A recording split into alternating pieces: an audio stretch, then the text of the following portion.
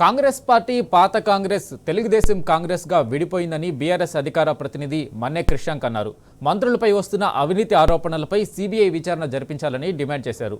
రెండేళ్లుగా ఇచ్చిన హామీలు పక్కన పెట్టి కాంట్రాక్టులు, కమిషన్లు, డైవర్షన్ పాలిటిక్స్ నడిపిస్తున్నారని మండిపడ్డారు. రేవంత్ రెడ్డికి తెలియకుండా మంత్రులపై కథనాలు రావని, వీటన్నిటి మీద విచారణ జరగాలని, ప్రజలకు నిజాలు తెలియాలి అంటున్న మన్నె క్రిషాంక్తో మా ప్రతినిధి మహేష్ ఫేస్ టు ఫేస్. అధికారంలోకి వచ్చి 2 ఏళ్లు దాటింది. తాజాగా మంత్రులపై మెయిన్ స్ట్రీమ్ మీడియాలో కథనాలు, అవినీతి ఆరోపణలపై మనతో పాటు మాట్లాడేందుకు బీఆర్ఎస్ అధికార ప్రతినిధి మన్నె క్రిషాంక్ ఉన్నారు. వారిని అడదాం. అని చెప్పండి, ప్రధానంగా మెయిన్ స్ట్రీమ్ మీడియాలో మంత్రులపై కథనాలు ఎట్లా చూడాలి అసలు? మొన్నటి వరకేమో మంత్రుల కుటుంబ సభ్యులు రోడ్డుకి ఎక్కారు వసూళ్ల విషయం మీద. ఇప్పుడు ఏకంగా 2 ప్రధాన ఛానళ్ల చుట్టూ దందాలు, బెదిరింపులు, ఆ ఛానళ్లను వాడుకుంటూ వార్తా కథనాలు, పాపం దాంట్లో అధికారులను కూడా లాగి ఈ కాంగ్రెస్ ప్రభుత్వంలో మంత్రులు వర్సెస్ ముఖ్యమంత్రి వర్సెస్ ఉప ముఖ్యమంత్రి ఏ తారాస్థాయికి వెళ్ళిందో ఇవాళ చాలా స్పష్టంగా కనబడుతున్నది. ఇలా నిజానికి నేషనల్ న్యూస్ ఛానల్స్ కానివ్వండి, దేశం మొత్తం కానివ్వండి, దీన్ని చర్చించాల్సిన అవసరం ఉన్నది. ఇదంతా కూడా ఈ కొట్లాట ఆ నాయిని బొగ్గు గన్ల కోసమేనా, ఆ కాంట్రాక్టు కమిషన్ల కోసమేనా అని ఏబిఎన్ కంటే ముందే ఒక ప్రశ్న వేసినాం. అయితే దాంట్లోకి వెళ్ళి ఏమొచ్చింది ఇవాళ మీరు గమనించండి, ఎన్టీవీ కథనం వచ్చింది. ఎన్టీవీ కథనం వచ్చినప్పుడు దాని మీద సిట్టు విచారణ చేశారు. ఎన్టీవీ కథనం తప్ప ఒప్ప అని అన్నప్పుడు అని అంటే డెఫినెట్గా ఒకటేంటంటే వాళ్ళు పేర్లు తీసుకోలేదు. ఆ వార్తలో ఎంత నిజాలు ఉన్నాయో, అబద్ధం ఎంత ఉందో అనేది ఈ సిట్టు విచారణ తేల్చి రాష్ట్రం ముందు పెట్టాలి. నంబర్ 1. నంబర్ 2, ఏం చేసిండ్రు, యాజమాన్యాన్ని కాకుండా అందులో పనిచేస్తున్న తెలంగాణ ప్రాంతానికి చెందిన జర్నలిస్టులను ఇక వాళ్ళ మీదకి ఓవర్ యాక్షన్ చేశారు. అక్కడ డెఫినెట్గా ఒక తెలంగాణ పార్టీగా ప్రతిపక్షం ఎంటర్ అవుతుంది.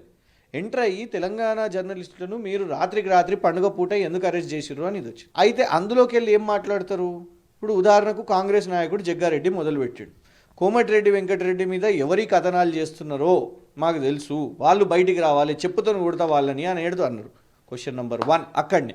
ఎందుకంటే ఎన్టీవీ లాంటి ఛానల్ వాళ్లకు కాంగ్రెస్ పార్టీతోని ప్రభుత్వంతో సాన్నిహిత్యం ఉన్న విషయం అందరికీ కూడా తెలిసిందే. సో వాళ్ళకు ఆ వార్త నడిపించిండ్రు అని అంటే ఆ వార్త ఎవరిచ్చిండ్రు అనేది క్వశ్చన్ నెంబర్ 1. అది ఇవాళ వరకు కూడా సిట్టు విచారణ తేల్చలేదు. సిట్టు ఓవర్ యాక్షన్ చూడండి. పండుగ రోజున మధ్యరాత్రి జర్నలిస్టులను అరెస్ట్ చేశారు కదా, జడ్జి గారు రిమాండ్ తీసుకోలేదు.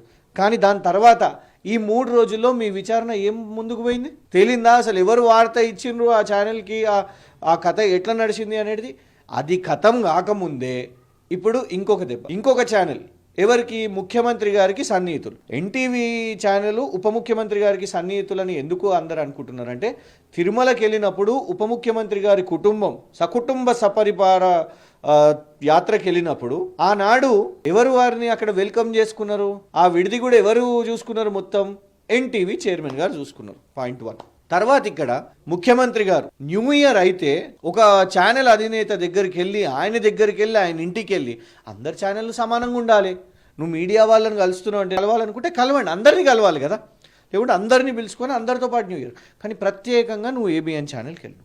ఆల్రెడీ మీ మీద ఆరోపణలు ఏమున్నాయి, దీపాదాస్ మున్షి గారిని సాగనంపే ముందు దీపాదాస్ మున్షి గారు క్వార్టర్సు కార్లకు ఖర్చు అవుతున్నాయి, వసూళ్ళు అవుతున్నాయి అని ఎందులో కథనాలు వచ్చినాయి, ఏబిఎన్లోనే వచ్చినాయి. మంత్రులు సరిగ్గా పనిచేస్తలేరు, మంత్రుల వల్ల ముఖ్యమంత్రి గారికి చెడ్డ పేరు వస్తుందనే వార్త ఎందులో వచ్చింది, ఏబిఎన్లోనే వచ్చింది.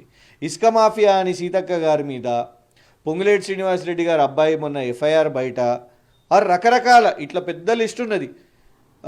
ఒక పేపర్లోనేమో హిల్ట్ పాలసీ ఒక మంత్రి గారు లీక్ చేసిందని, ఇట్లా లీకుల వార్తలు ఇవన్నీ కూడా వస్తున్నాయి.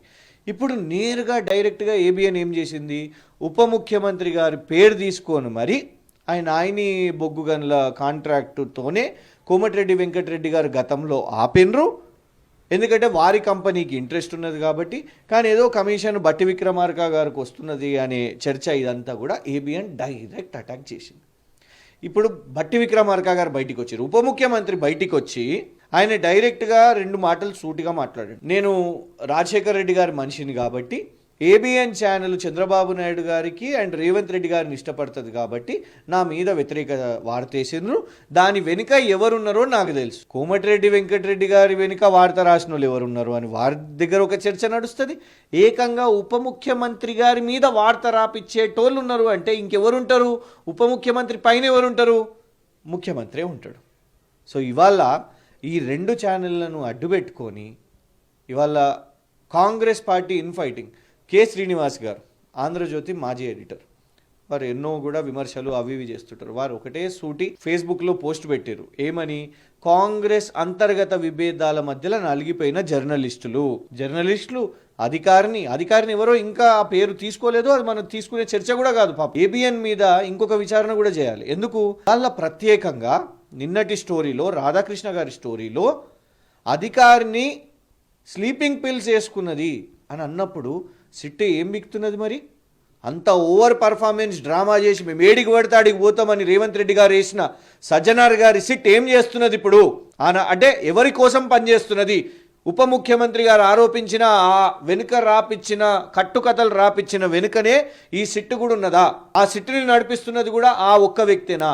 ఆ ఒక్క వ్యక్తే ఇవాళ రాష్ట్రాన్ని ఇలా వాళ్ళ ప్రభుత్వం మధ్యలో, వాళ్ళ మంత్రుల మధ్యలో అండ్ రెండు ఛానళ్ల మధ్యలో ఈ పంచాయతీ పెట్టిండు. రాష్ట్ర ప్రజలు, తెలంగాణ ప్రజలు అనుకుంటున్నారు, అవసరమా ఈ దరిద్రం మనకు? అవసరమా ఈ పాలన మనకు? కమిషన్ల కోసం ఇవాళ మీడియా ఛానళ్ళను అడ్డం పెట్టుకొని ఒకని మీద ఒకడు బూతు కథలు రాసుకుంటున్నారు కదా. ఏం ప్రభుత్వమే రేవంత్ రెడ్డినిది?